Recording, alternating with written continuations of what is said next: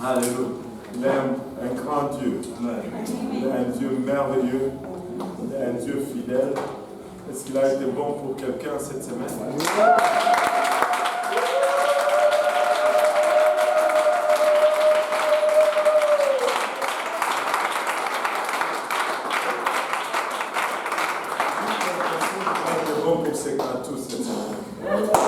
Je peux voir son sourire et il a été bon pour ses tous. Alléluia. Le Seigneur est bon. Si nous sommes là et que nous respirons, parce que le Seigneur est bon. Alléluia.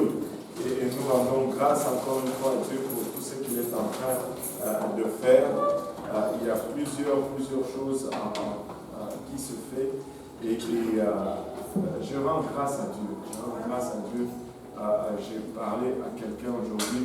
Vous savez, il y a certaines choses que nous prenons pour acquis.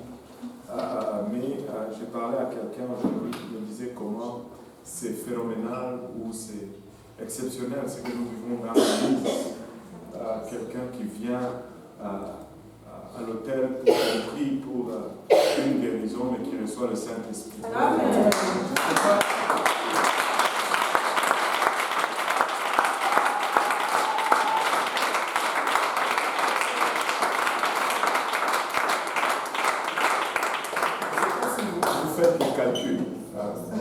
Moi, j'aime les calculs. J'ai fait les maths physiques. J'aime les calculs. J'aime calculer un peu. C'est comme si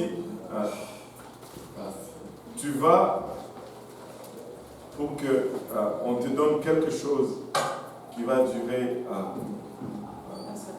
30 ans. Mais on te donne quelque chose qui va durer l'éternité. C'est sans calcul. C'est comme si tu demandes un travail de $50,000 par année, mais on te donne une compagnie qui vaut 2 milliards. Juste façon de dire. C'est impossible de mesurer l'éternité. C'est impossible de mesurer l'éternité. Et c'est phénoménal et nous rendons grâce à Dieu pour cela. Vous pouvez vous asseoir. Bienvenue à notre étude biblique. J'ai comme l'impression qu'on est moins nombreux aujourd'hui. C'est peut-être juste moi. C'est peut-être juste moi. Alléluia. Mais content de voir tout le monde. Content de voir la sœur Guéron avec nous aujourd'hui. Qui a été à la fête surprise de la sœur Guéron?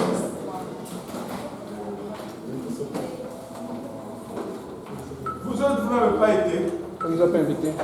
Donc, mais pour le voir, je vais.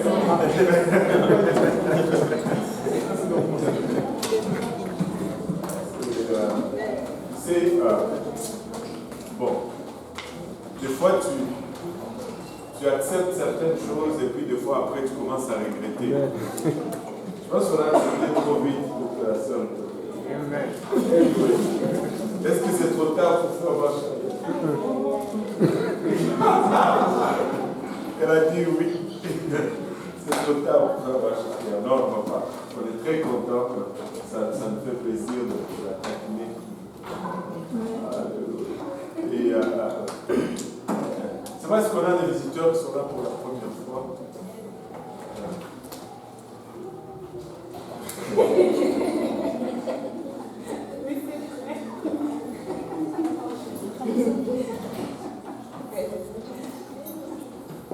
Vous appelez comment ma soeur? Anne-Sophie est là pour la première fois.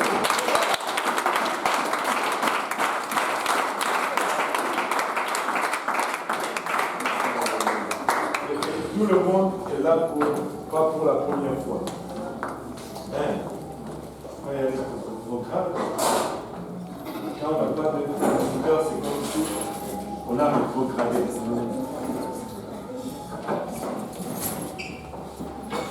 Alléluia. On va continuer dans notre étude sur les dons. Amen. On a commencé à parler de ce que le Saint-Esprit fait en nous. Et quand nous recevons le Saint-Esprit, ce n'est pas seulement pour parler en langue.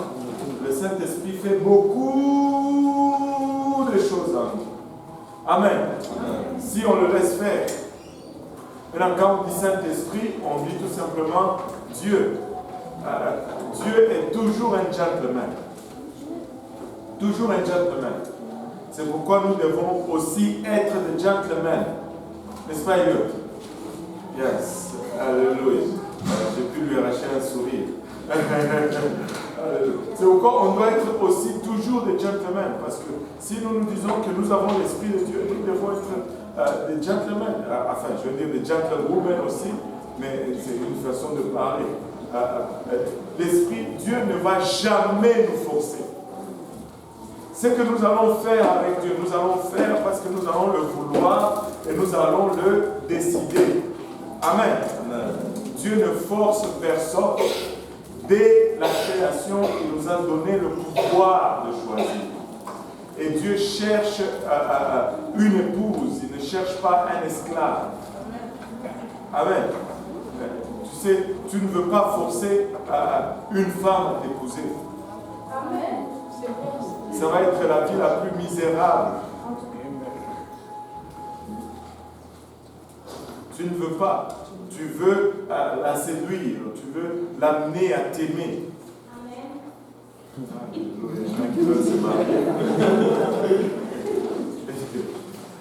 Alléluia. Tu sais, vous, des fois, les gens disent ceci. Si Dieu savait, pourquoi est-ce que... on a déjà posé cette question, à plusieurs reprises. Si Dieu savait, oui, il savait. Mais pourquoi est-ce qu'il n'a pas enlevé l'arbre au milieu du jardin? Et là, quand on m'a posé cette question, j'ai dit à la personne qui me posait, si je choisissais un mari pour toi, est-ce que tu vas accepter? Oui? Non?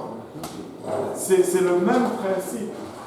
Si Dieu avait enlevé l'arbre, tu allais te plaindre aujourd'hui. Pourquoi tu ne m'as pas laissé le choix? C'est le même principe. C'est le même principe. Et si on choisit un mari pour toi, tu vas dire, on ne t'aime pas parce qu'on te force à faire ce que tu ne veux pas faire. N'est-ce pas? Mais Dieu fait la même chose. C'est ce que Dieu fait. Il ne te force pas, il te laisse le choix. N'est-ce pas, Kelly? Alléluia. Alléluia. C'est comme ça. Donc, Dieu nous donne le Saint-Esprit, mais il ne va jamais nous forcer. Et nous allons faire volontairement ce que Dieu demande. Sachant ceci, c'est que si tu fais, il y a des bénédictions. Si tu ne fais pas, bon, 3 points de suspension. Amen. Alléluia. Maintenant, nous avions parlé de la puissance du Saint-Esprit, nous avions vu ces choses pour le lundi passé. C'est ton sac, ça, non.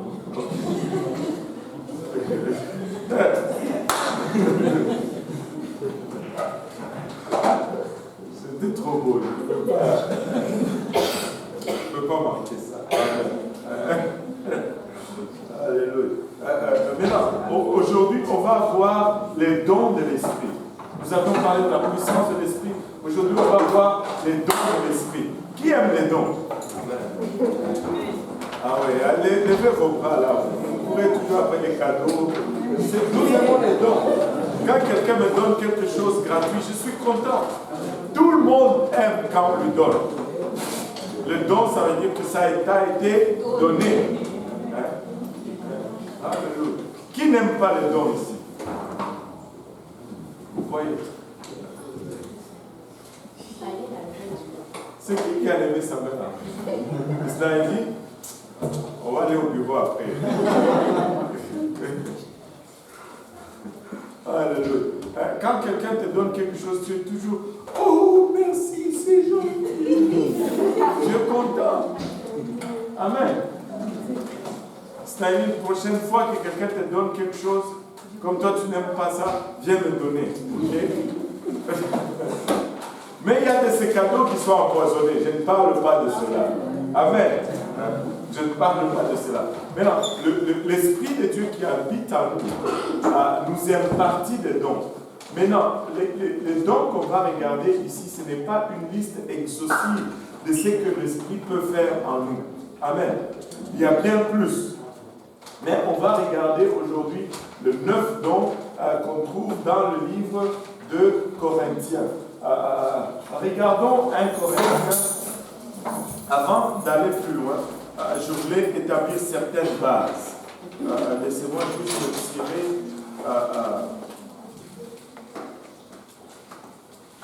une information ici.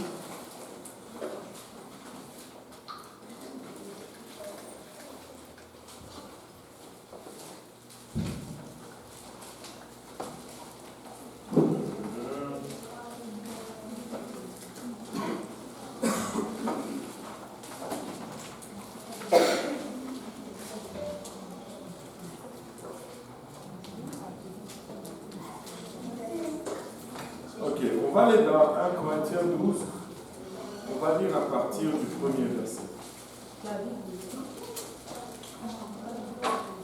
Pour ce qui concerne les dons spirituels, je ne veux pas, frère, que vous soyez dans l'ignorance. Vous savez que lorsque vous étiez païens, vous l'étiez entraînés vers les idoles muettes, selon que vous étiez conduits.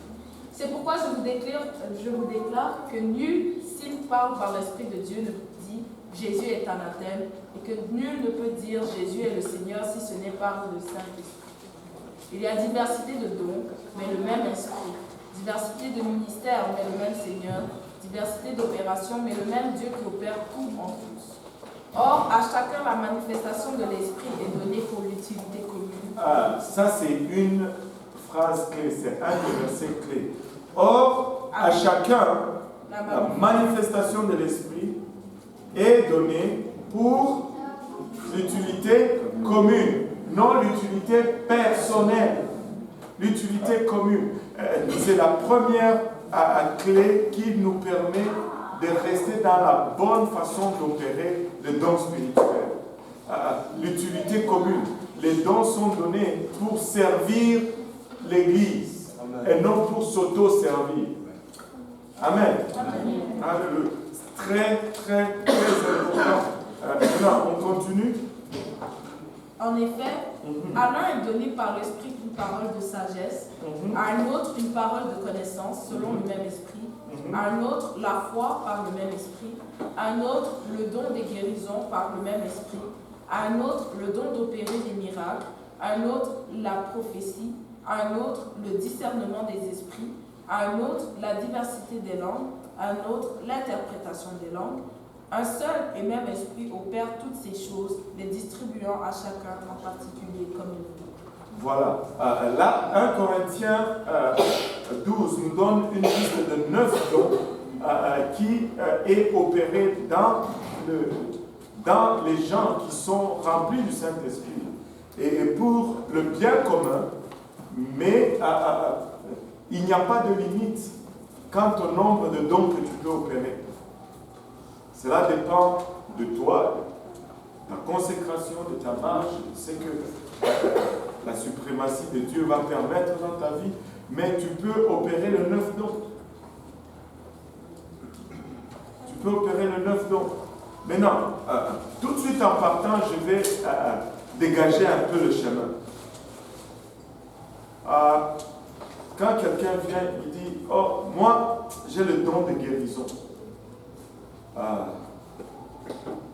C'est que tu n'as pas compris au moins comment ça fonctionne. Le don, ce n'est pas le concept même de don. Ce ne sont pas des choses que j'ai dans ma poche, c'est pour moi, et puis je sors, j'utilise cela selon mon plaisir. Non, non, non, non. Le meilleur concept de don, c'est comme une table qui est dressée là devant nous et les dons sont mis sur la table pour l'utilisation de l'Église.